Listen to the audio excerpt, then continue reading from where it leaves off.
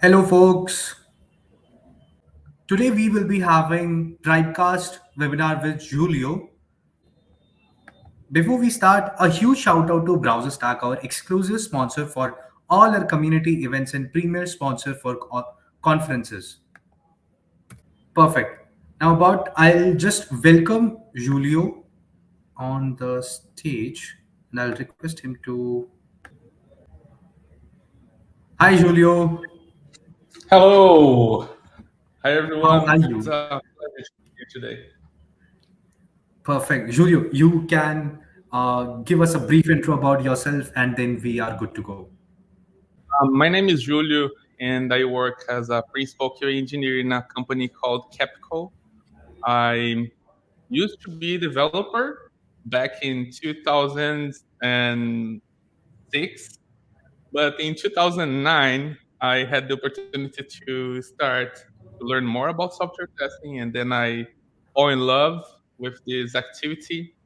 Mhm. And since 2013, I've Yeah. been speaking in public conferences, Yeah. and I am natural from Brazil, but Okay. I'm currently living in the US. Another thing that is also a fun fact is that since 2019, I started to teach software testing, and so far I have more than 10,000 students in Brazil Oh, and more than 30,000 people following me through my social media nice. where I share content about software testing. So if you Mhm. guys want to learn more Portuguese and a little bit more Yeah. about testing, Yeah. maybe my contents can help you guys. Perfect. Thank you very much for your intro, and I think we are good to go. You can share your screen. First of all, I would like to thank you guys from the Test Tribe organization. I know the quality of work that you guys have been doing and the quality of service that you guys have been providing to the community. Um, Being the biggest software testing community in Asia, so that's amazing to be here today. Thank you for the invitation, and also thank you for the opportunity to talk more about a subject that I love to talk, that is REST API testing. And today we will talk about some strategies that you guys can use when testing APIs. So yeah, the goal here is to share with you many strategies that I've been working with, and some of those I just started to scratch a little bit, but I found useful to share with you as well. Okay? I also would like to start by saying obrigado to my students that is watching from Brazil and people that follow me on Brazil, and also thank you all that joined us today from other countries, other parts of the world. It's a pleasure to speak with you as well. In Brazil, when we arrive to some place, we say "Olá." Olá means hello or hi in English. So if you are in your house now and you are watching this video, please try in your house. Say "Olá," and then when you go to Brazil, you can say "Olá," and then people will recognize you as a fluent in Portuguese. Okay. um, so I already talked a little bit more about myself. There are some things here that I would like to share. Not everything here, but from an academical perspective, I had the opportunity to do a bachelor's degree in software engineering and also a master degree on electrical engineering and also computational with focus on testing and artificial intelligence. And I also have been working on the financial field through Capco since 2017, more or less. And apart from the work that I do for Capco, I also share content through the internet via my channels on YouTube, Spotify, Instagram, and others. So if you guys would like to know more about software testing, just type Júlio de Lima on Google, and then you'll be able to find me. And if you want to talk more about the content that I'm going to share today, you can reach out to me through my Capco email as well, julio.lima@capco.com. Okay? Okay, good. So I was one day doing my job as a software QA engineer, and then my manager come to me and said, "Hey, this API has only 2 endpoints. The test strategy should be really simple, right?" And then I was like, "Oh man, yeah, no, it's not so simple like that. Let me tell you a story." And then I started to talk to my manager about the whole complexity that a system have, right? So as you can see here, at the left side, we have some interfaces, an API, a desktop application, a web application, and mobile application, and all of these things were connecting to a API. And this API is basically represented by a controller inside the API, right? This is the way that we can connect to an API through the controller. And inside the controller, we have the endpoints, the methods, the operations. This is the way that we can describe this, right? And behind this controller, we have services, repositories, clients, queues, SQL, NoSQL database, other external APIs that are used by my API. So everything that we have here makes us to think more about how to test this whole universe, right? If I think about the way that I started in the software engineering field, I would say that in the very beginning was very common to test an application that was developed in desktop. Okay, so it was very common. Then things started to evolve and web become the new thing. And then mobile started to be the new thing. And more recently, at least for testers, API become the new thing, right? For example, in Brazil, 73% of the job positions that are opened are asking for knowledge related to API testing. 73% are asking this knowledge. Definitively become a new thing, right? But at the very beginning, was common to not touch the API. Instead of we just go and test the desktop application or the web application itself, and then the API was tested from an implicit manner. But this is not the world that we live nowadays, right? Nowadays, we need to be more technical and to test early. And in order to do that, it's very important to have APIs, right? And to test the APIs. So I started to talk about this picture with my manager, and then he understood, yeah, we need to have more than just simple tests, right? So based on this conversation, I thought I decided to create this whole talk to talk about REST API, to talk about how to test, and to produce some strategies to test REST APIs. Because sometimes people think that to test an API is something that is simple, because it's very common to see people interacting with a Swagger, right? Or with Postman, but it's not all the things. We have more. And that's why I brought this content to you today. So let's start by the basics. When we are talking about the basics on how to test a REST API, generally people say, oh, let's test the input data in the request. So I take a request, a post operation, for example, post method in one specific endpoint, and then I go there and I have a JSON object where I fill data inside, and then I start to fill some data there. And then I will do some variations of this data, and then it will help me to test the API. This is one thing that is pretty common to have people talking about. Let's do some variations of the data inside the body. So the second thing is business rules. Actually, our business rules. So let's see what are the business rules that were defined by the PO in this user story, and then let's try to exercise this. So if I am expecting only an amount of 2,000, it should not be any value greater than 2,000. So let's try this. So I go there and I put this data and I try and I test and I send the request and I validate the results, and this is how to evaluate a business rule through the API. Another thing that is pretty common is to test the compliance with the JSON schema. So if my JSON schema has only 3 attributes, I cannot send 2. I cannot send 4, for example.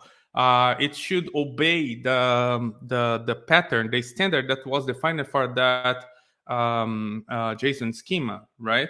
If the JSON schema says that we need to have a string for the first property and a number for the second one, it should be exactly this, right? This is another thing that is pretty common to see testers testing when we are talking about REST APIs. Another one is non-functional requirements. So I go there and I understand, do I have non-functional requirements for performance, for security, for compatibility? So I will go there and start to test those requirements. It's also pretty common across the community, right?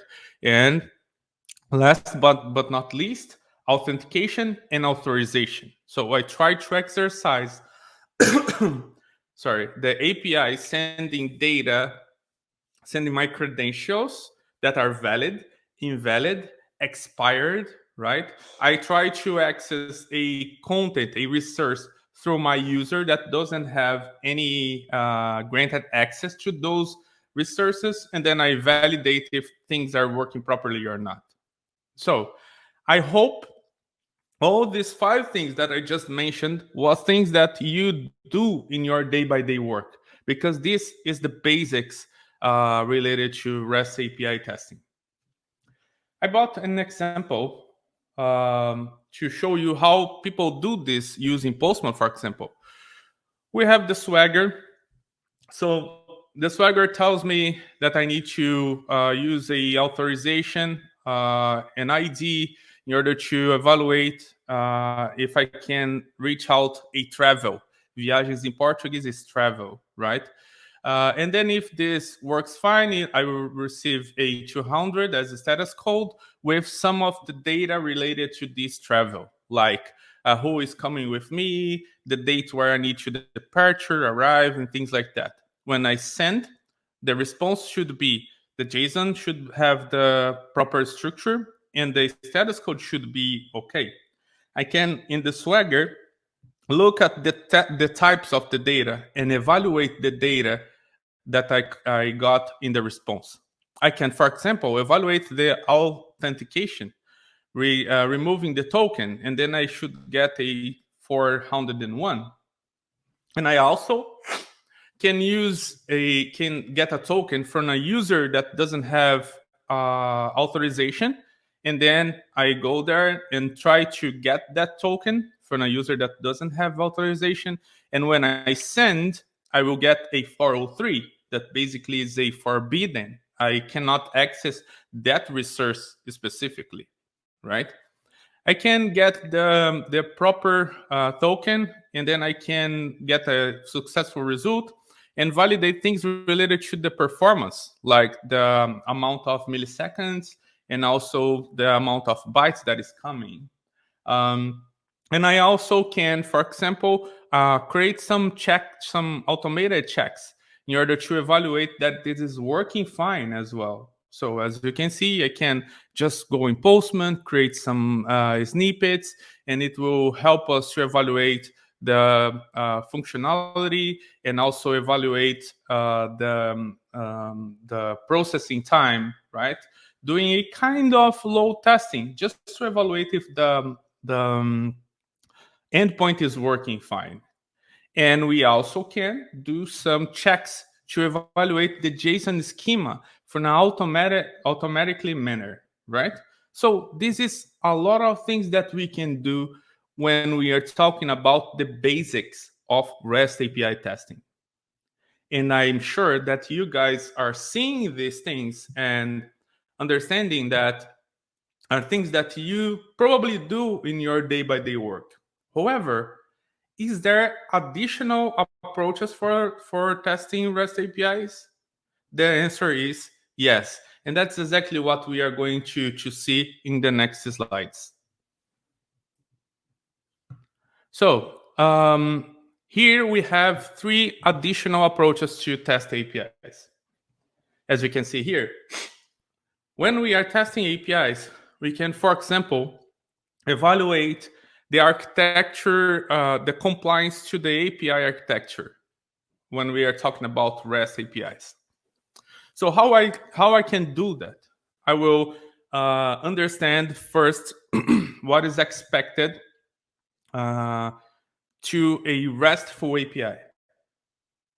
Things like, for example, a GET. A GET should not change anything in the server.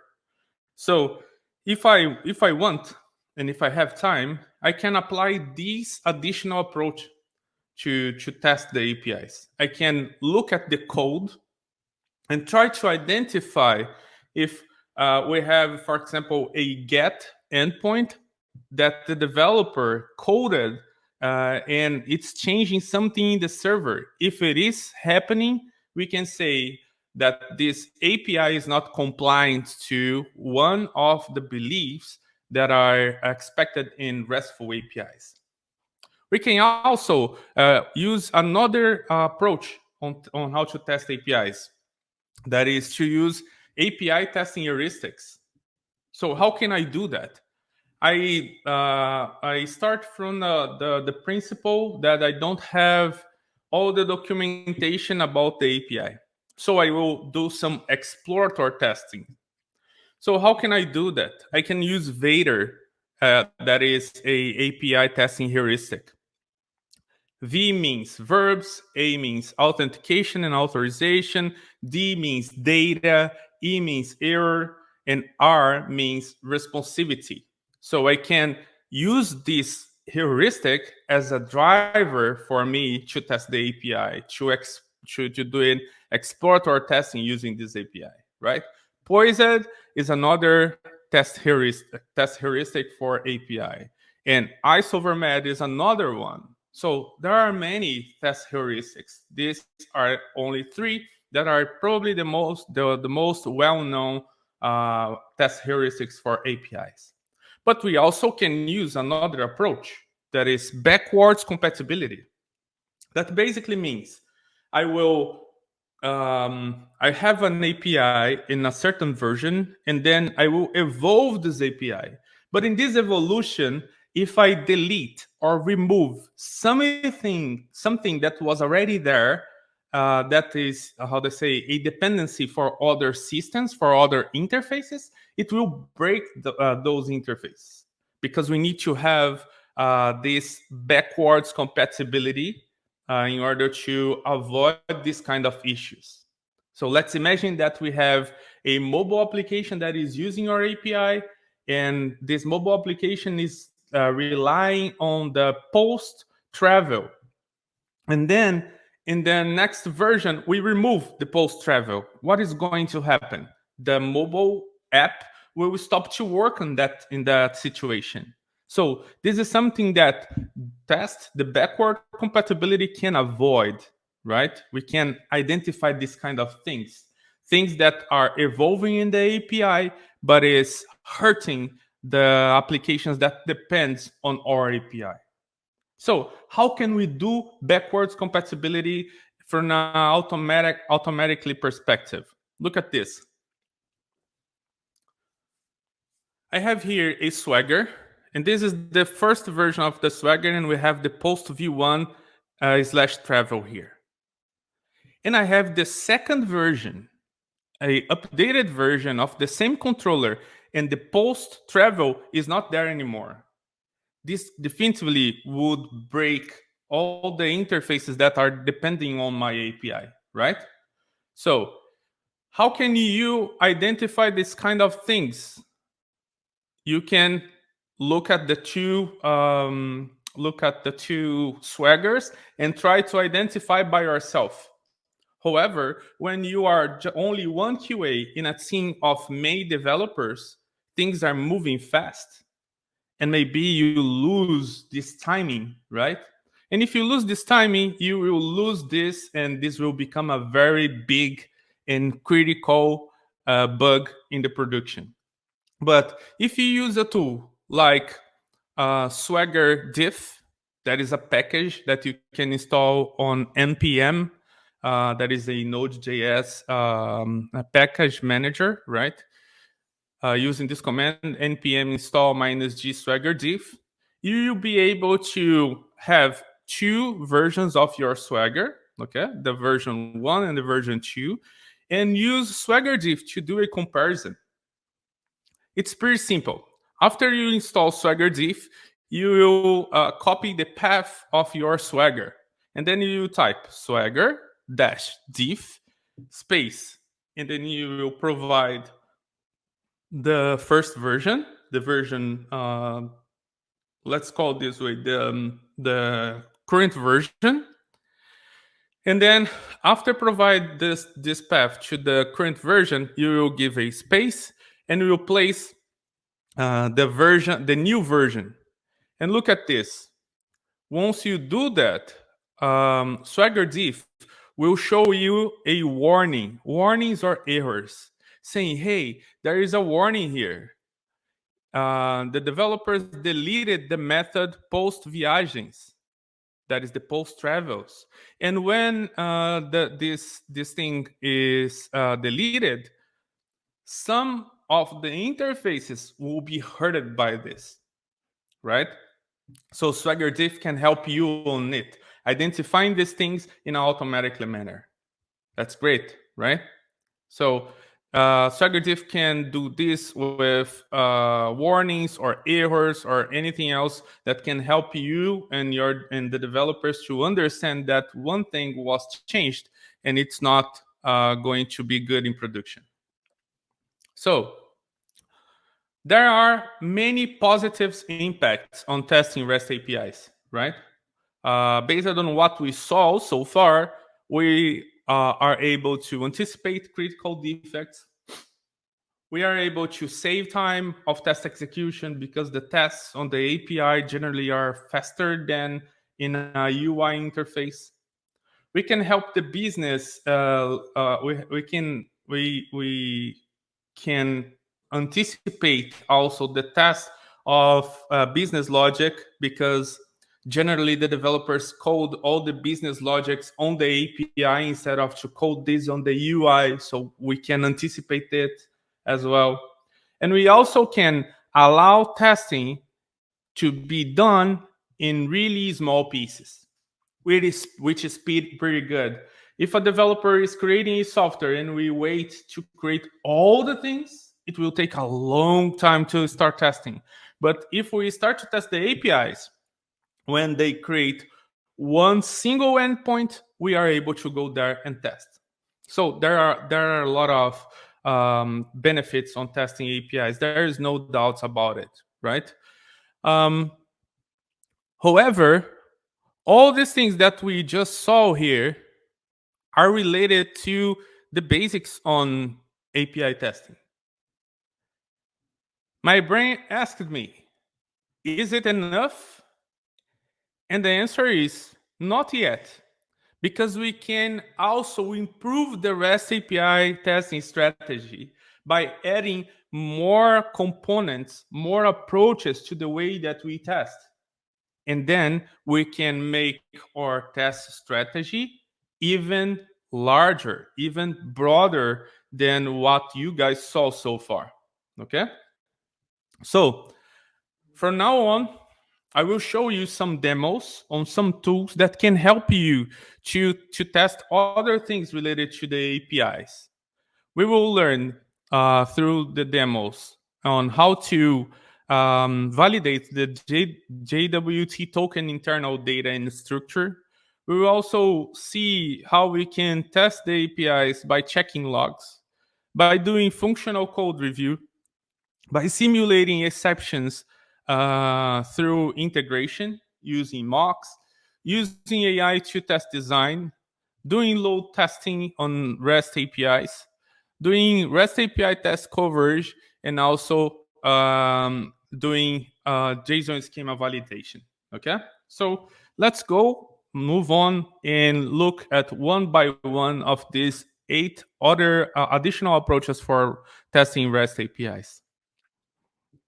So the first one is to test the JSON Web Token structure. So for everyone that already are working with REST API testing, probably you guys have a moment during your test where you need to take a token and use this token to the other requests, right? That's why we have a stateless application when we are testing APIs, right? And then we need to grab the token and to use the token in the next requests.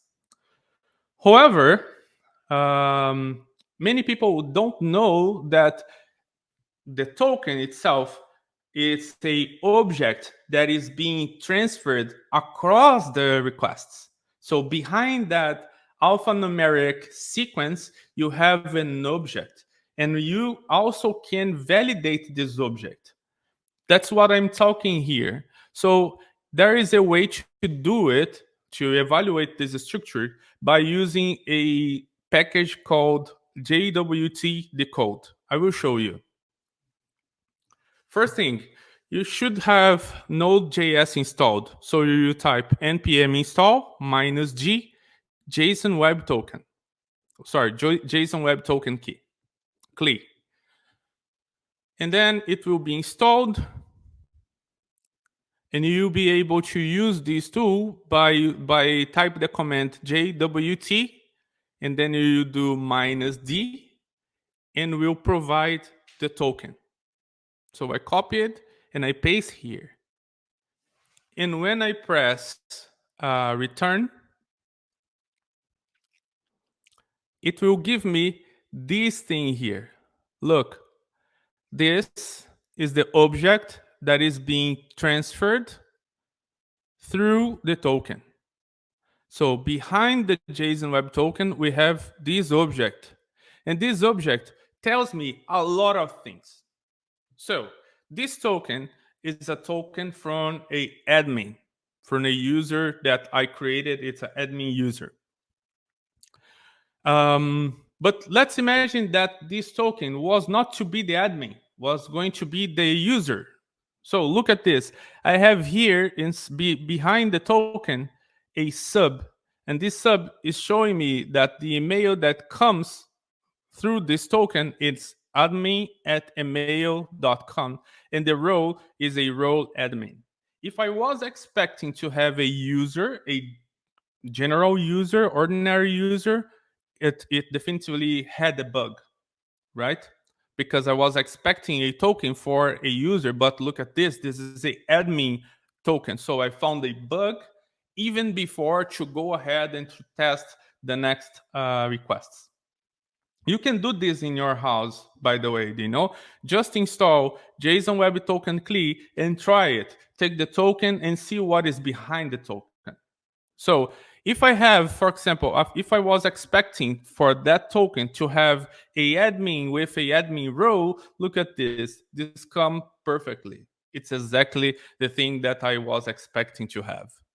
Other things that you will be able to see generally behind the token is something like this: the date where this was created and the date where this token should expire. So one thing that I can do here is to copy these timestamps here, created or expired, and then I will be able to convert using some website like Epoch Converter, and then I will be able to see the date where these were created, or even to copy the expired date and see the date where it's going to expire, and then I can evaluate if this is the correct date that was defined to expire or to create. Okay? Remember, this object here was not created by the computer itself. It was created by a developer. So if this was created by a human being, probably it could have bugs, could have defects. So it's my responsibility as a software tester to evaluate this as well. Okay? For those who do not do this kind of test, probably guys, you are taking the credentials and in form of the token and sending these across the requests to see if you have the proper role. But this is definitively a way that you can do it in a most easy way, and also secure, by the way, right? Because you are running this locally. Very good, right? So another thing that is very useful, and I use this on my day-by-day work as a software QA engineer, is to evaluate the logs. Look at this. I have here an API, and this API is already started. Okay? And then I go to Postman, and I am sending my email and my password to my API.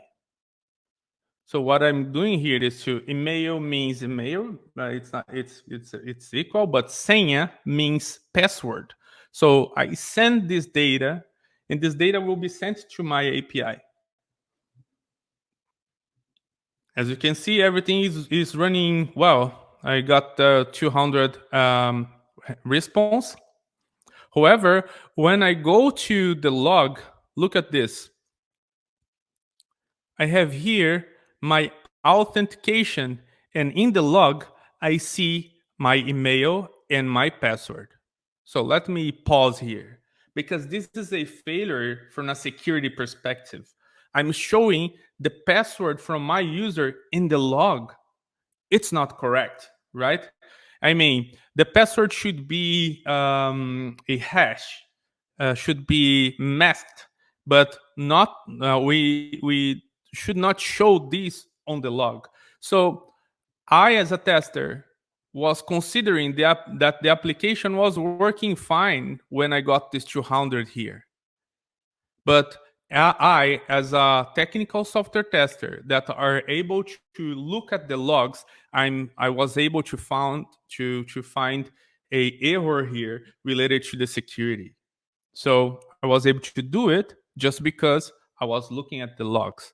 So as soon as I identify an error like this, I can ask the developers to fix that. And then the way to evaluate if this was done properly is basically to retest the new version, right? Let me just play here. Oh,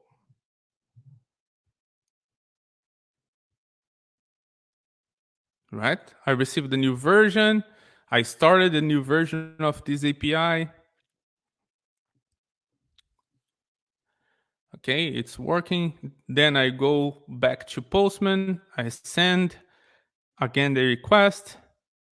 200 again. Everything keep working fine from a functional manner. And then when I look at the logs, the password was now hidden, and then the defect was fixed, right? So this is another approach that you can add to your test strategy in order to evaluate if your APIs are working fine. So you can look at logs through the files itself, or some tools like Graylog, Lens, Kibana are tools like you can use to see logs as well. So the third approach is an approach that I really use a lot in my day-by-day work. That is basically to be more close to the developers. So let's imagine this: the developer has a business rule to be implemented.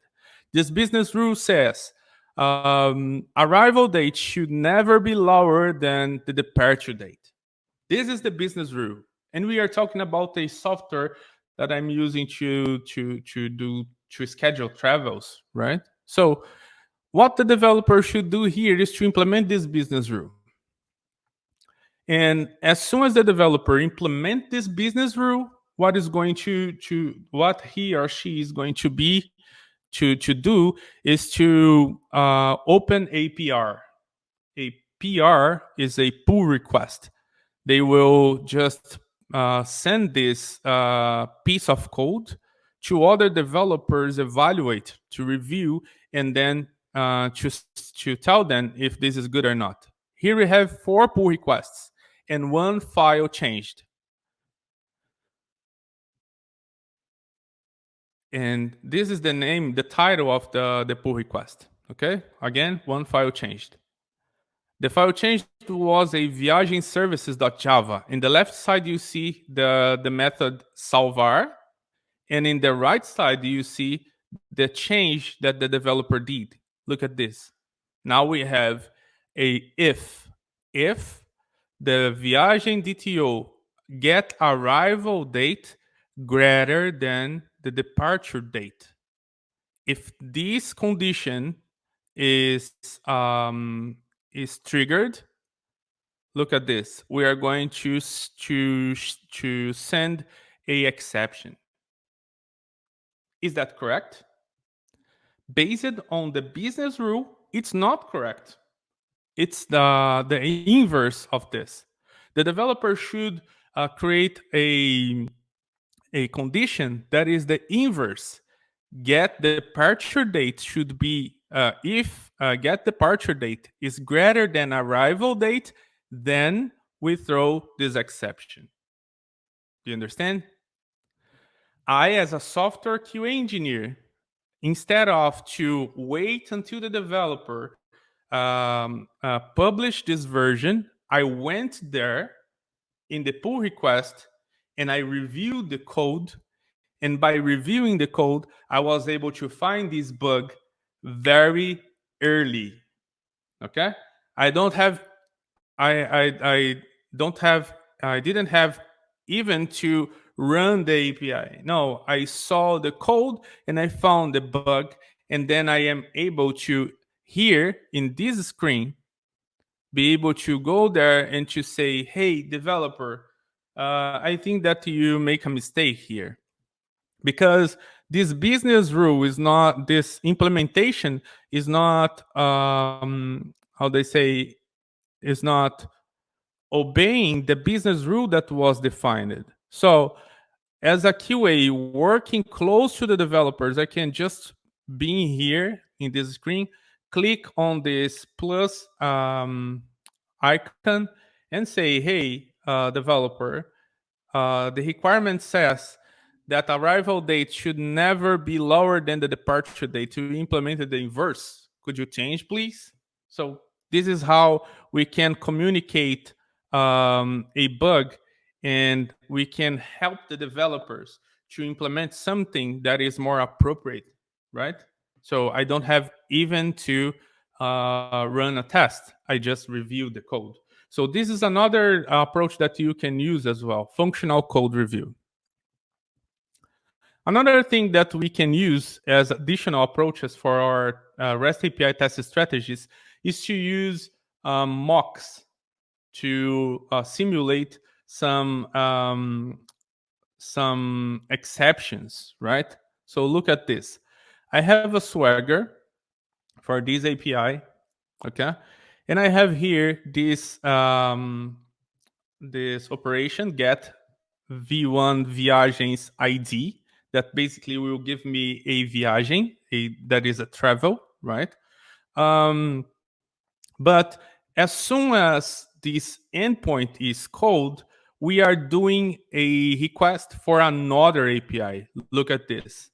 Once you do a get travel, it will send a request for another place and will get the temperature of that place where you are going to travel. So if I'm going to travel to Pune, this API will take the temperature from Pune using a third-party API. But this third-party API is not on my control. And then if I need to simulate an error, what I need to do is to use a mock. Okay? So there is a application called Mountbank, MB. Mountbank can be installed by using the command npm install -g mountbank. And then once you have Mountbank running, you can create a mock. Look at this. You will use Postman to send a new request to Mountbank. And then I can say, hey, as soon as someone called the API temperature, return a 500.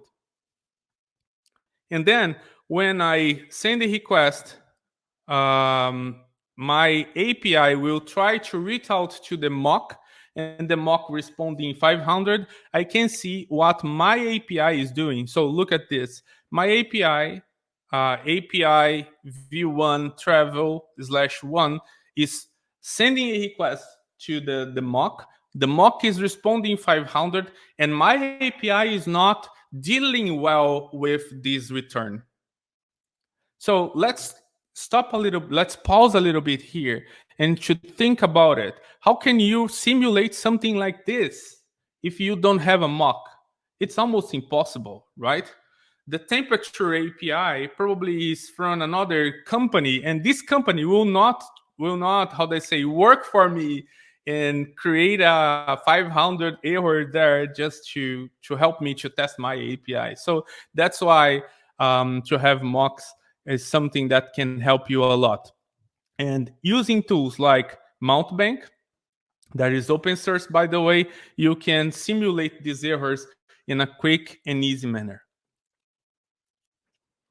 So ChatGPT definitively gained a lot of popularity, but the usage in the companies nowadays is not yet so, how they say, is smooth, right? Because there are a lot of companies that doesn't even allow the employees to use ChatGPT.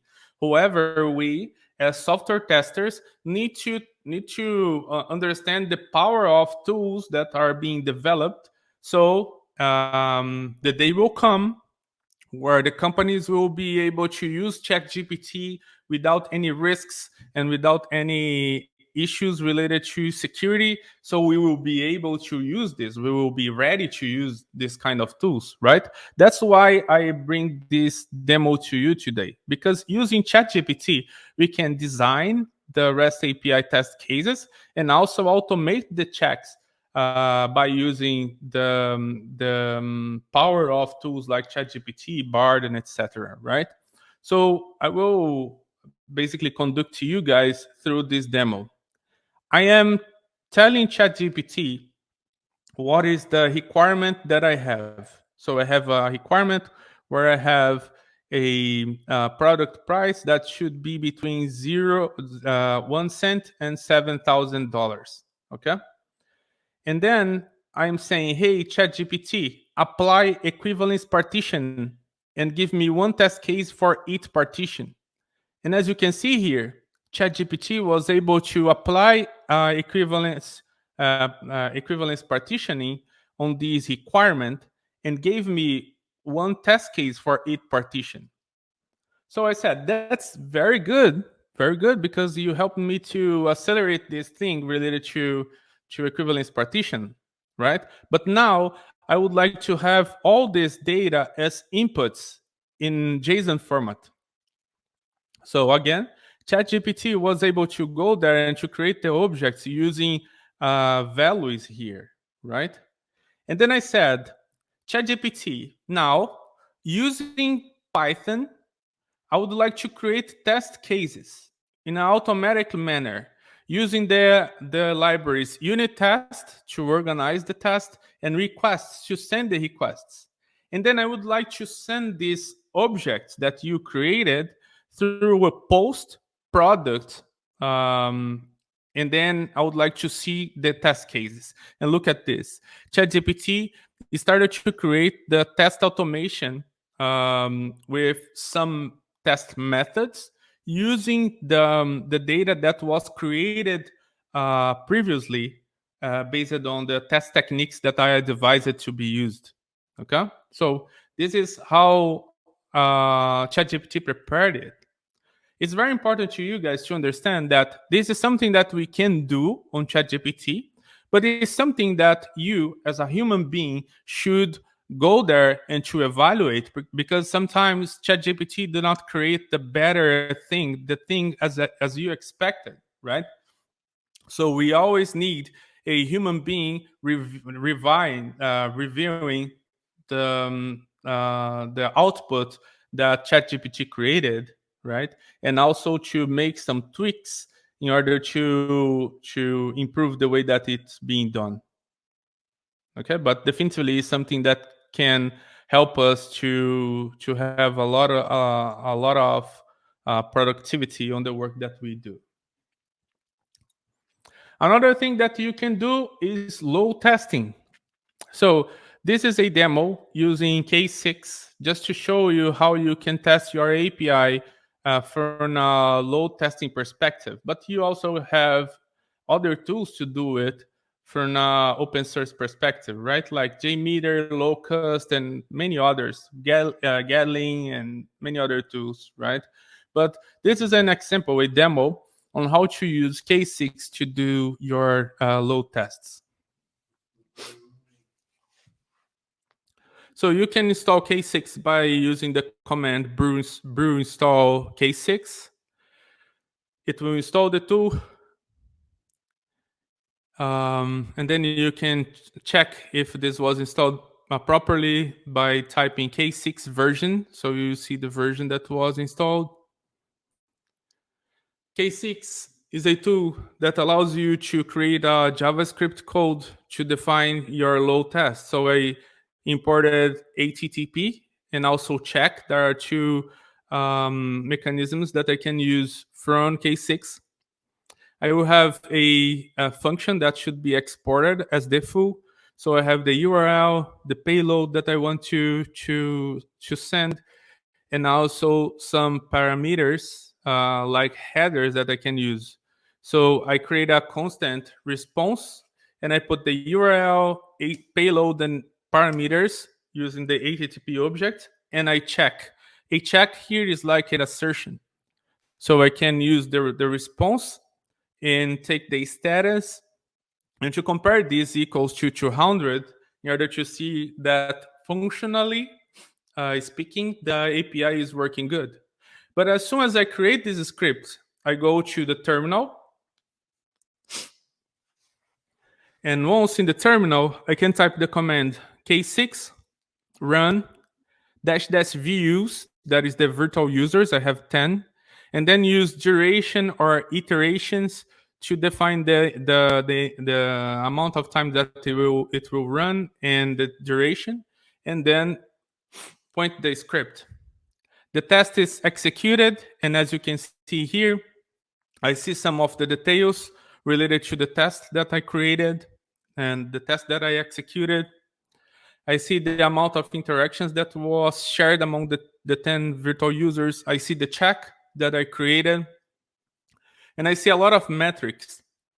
And one that are basically a summary of all this iteration duration. I can see some data like average, minimum time, median. That is a very important metric as well. Max time, also the percentile of 90, and also the percentile of 985. And all of these things can be seen on my terminal, so it's pretty easy to use this kind of thing here. Okay, so this is a very basic example just to tell you guys that you can do this to your APIs as well. REST API coverage. So this is another very good example of thing that you can do in order to evaluate your API tests. So as soon as you start to create test automation for a REST API, you find the need to calculate how much you already created, how much you already covered with your test automation scripts, right? So there is a tool in the library as well called Swagger Coverage. It's open source. You can use Swagger Coverage with many tools. However, you need to produce the test results in a format of Swagger. So you can use the binaries of Swagger Coverage to generate the results, the reports of coverage based on the results that you created that come as output from your test automation scripts. However, Swagger Coverage has a library that you can install on your project through typing on the pom.xml, and you can use together with Rest Assured.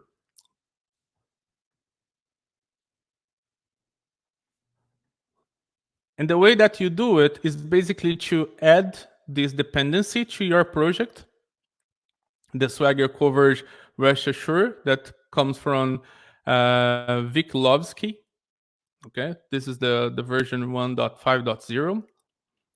And then you will take your test that you created using Rest Assured, and you add this filter here. You see? Filters, new Swagger Coverage Rest Assured.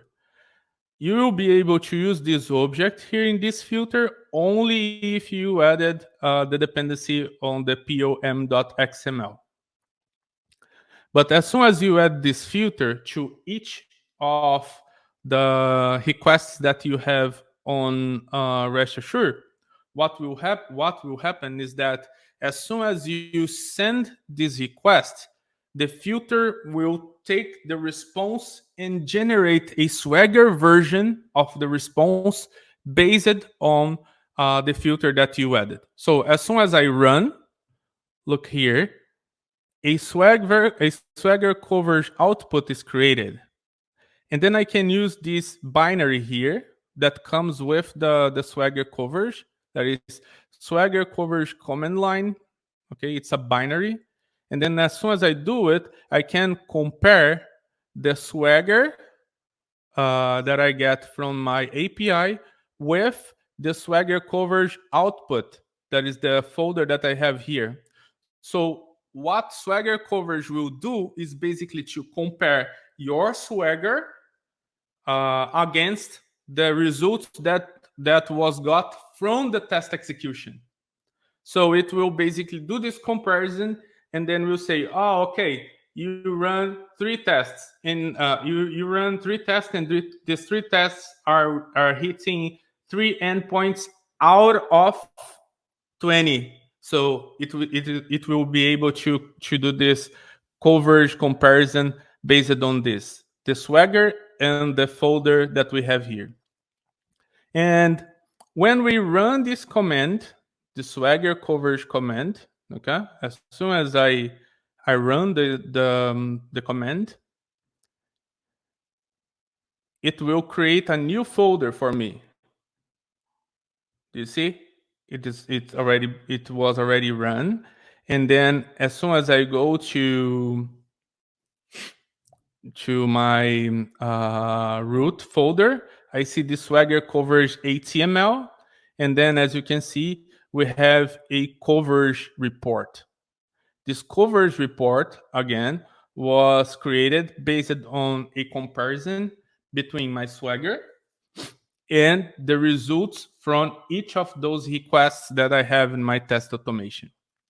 So I have a operations detail related to how much operations was covered, the tags, the parameters that was covered or not. So this is pretty helpful to evaluate the coverage of your test REST APIs. And last but not least, we have the JSON schema validation. Okay, the JSON schema validation is a very good way to validate if the structure of your responses are good enough. Look at this. I have here a Swagger that is describing what is the response expected for the 200 in one specific operation. I copy this example of structure. So I just copy that. And then I go to a website called jasonschema.net. It's a free website. I can just copy the template here, the structure here. Okay, it's here. The data, token, errors, everything is here.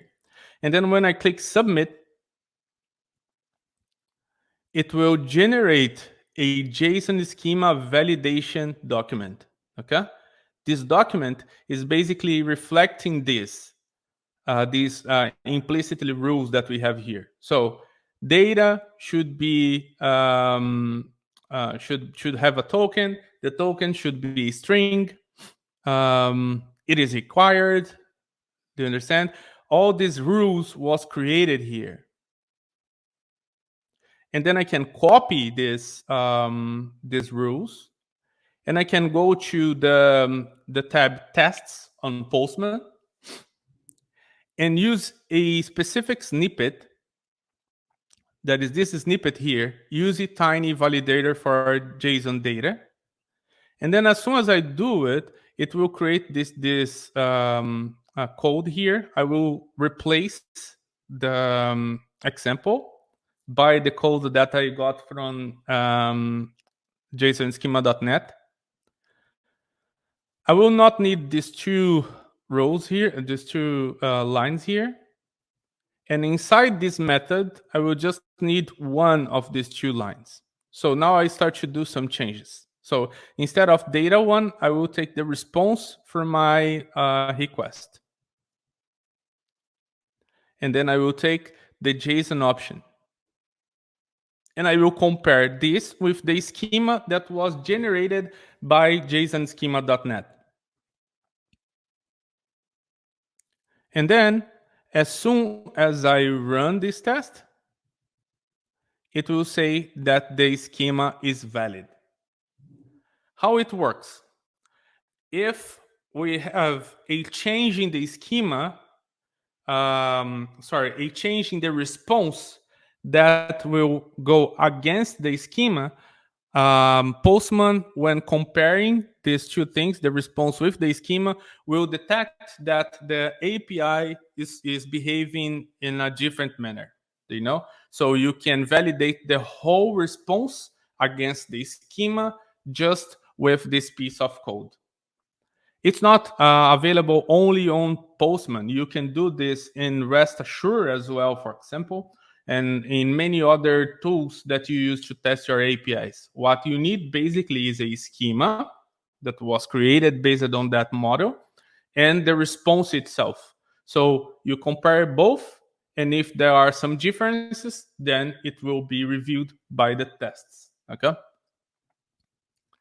How to apply these in your organization? So first, you need to identify which of these many strategies that I shared with you today apply to your context, because sometimes one or another cannot be applied to our context in a 100% application, right? Prepare your team to apply the strategies properly. So I give you here a sneak peek about all of these many approaches to be used to test your APIs. But you need to prepare your team to be able to use these strategies instead of just say, let's go and apply everything. Okay? So prepare your people before this. So execute your tests and evaluate the REST APIs beyond the request and response, which means go beyond the basics, right? Measure the positive impact of each one of the strategies that you saw here today.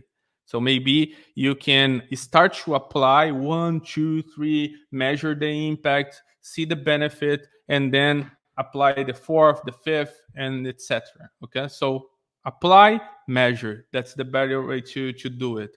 And last but not least, learn and improve based on the results that you got. So if you got a very good result, keep using. If you got a result that is not so good, so abandon this, go to the other one. Okay, So don't try to do it in a big bang manner, because if you do that, probably you will not be successful. And I really would like to you guys to be successful. Okay? And I also would like to say obrigado. That means thank you in Portuguese, for your time, your engagement, and for this opportunity to be here today. Okay? If you want to know more about Capco, please visit our website, capco.com, and you'll be able to see where we have our offices, our employees, experience, and things like that. Okay? Capco also has some offices in India, so you can see and look for opportunities as well. It will be a pleasure to recommend you guys if you believe that you fit to some of our positions. Okay. So this is what I prepared for you guys today. Hope you enjoyed, and that's all. Yeah, I think that was amazing. I feel there were a lot of people who were, who were praising your work from a very long time. Yeah, we are having few questions in the Q&A section. I'll pick one by one. So the Mhm. first question is, backend compatibility can be performed on which tool? Question mark Core.js. Okay, so backward compatibility can be done through that library that I showed to you guys today, Swagger Diff. This is open source, and it's agnostic to what is the technology that the API was created. You just need to generate two versions of the Swagger. One of the current version that you already know that is very good, and then a new version that is the version that the developers are working as the new version of the API. I used to put Swagger Diff in the CI/CD pipeline, so it becomes very easy to you guys to give this feedback to the developers in a easy and fast manner. Yeah. And rest. Yeah. Can we automate and validate JWT token validation?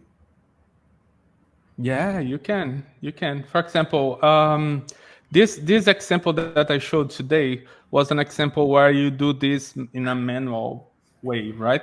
But if you want to automate this process, you can create a test. Let's mention use the unit test tool that you prefer. I will give you an example. Jest. Okay.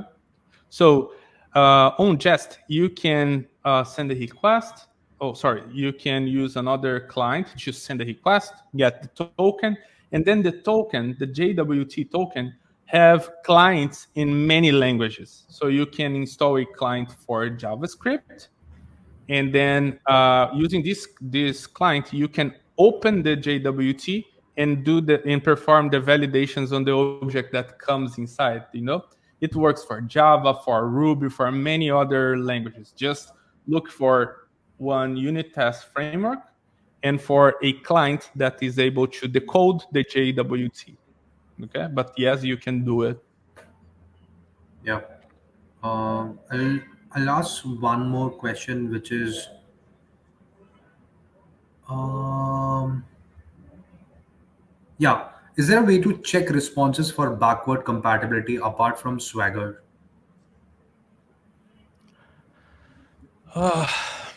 That's a very good question.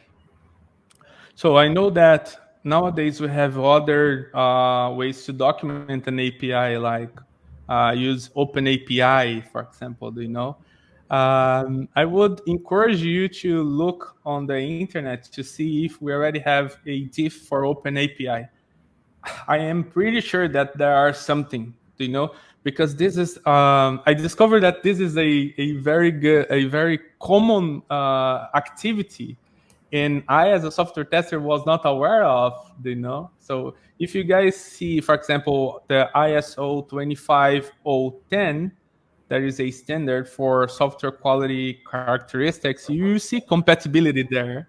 and I used to saw it, and I didn't, how to say, explored. So the first thing that I found on the API perspective was the backwards compatibility. So I believe that we are going to have something that is not only for Swagger but for OpenAPI and others as well. Yep. I think that will be the last question I'll be. You folks can join the community. I'll ask you folks to join the community and post all of your questions in the community itself. I'll be inviting Julio in the community, and I'm sure he'll be take out some time to answer all of your questions. Okay. Thank you very much, Julio. I hope you had a great time with us, and we would love to host you in the future also. Yeah, so I really would like to thank you so much, Aaron. It was a pleasure. I feel at home here. Oh, You guys did it to me, so I love it to be here. yeah, I have a very great consideration for the people at India. For the many yeah, tutorials and things that you guys produce in every yeah, single field of the software engineering. You guys are great. So thank yeah, you so much for being here today, and I hope I was able to contribute to your career in some manner, yeah, guys. Thank you so much. yeah. 100%. Thank you. Thank you very. I'll see you in the community.